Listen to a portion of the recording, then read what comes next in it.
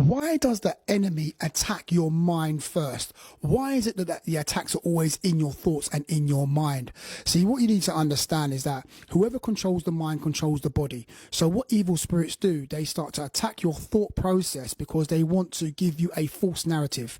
They want to give you a false understanding of things. They're trying to warp your perspective of God, warp your perspective of what's going on. So it becomes an evil mindset, because evil spirits know that if your narrative, what you live by, your morals that you live by, how you perceive things, how you perceive the spirit, how you perceive God, if demons can warp that, then it can start to get you to act in a uncharacteristic way. So people who are acting out, people who are acting strange, acting weird, acting evil, acting wicked, acting demonic, what's happened is that their mind has been overrun by evil thoughts, and now their thought process has been hijacked.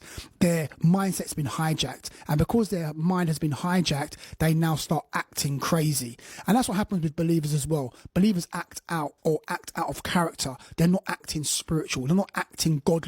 They're acting very negatively. But what's happened is that evil spirits have attacked their mind, sowed incorrect and evil thoughts in their mind, and now strongholds have now begun to appear, and now they're acting according to those strongholds. Their perception of God, their perception of things is very negative. I'm not going to get out of this. God doesn't love me. How's things? Nothing's ever going to change. Things are always the same.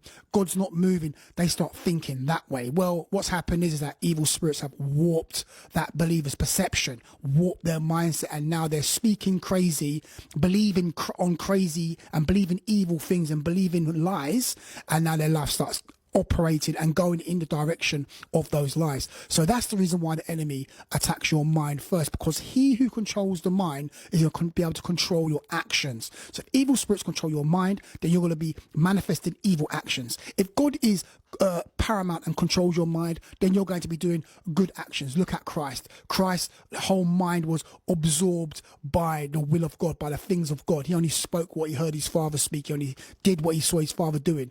Why? Because his mind was consumed by the Holy Spirit, consumed by God. So all of his thoughts were godly, and because all of his thoughts were godly, his life was godly. But there's other people in the Bible like Alexander and Hymenaeus and Demas and Diothropes and others in the New Testament, even Judas.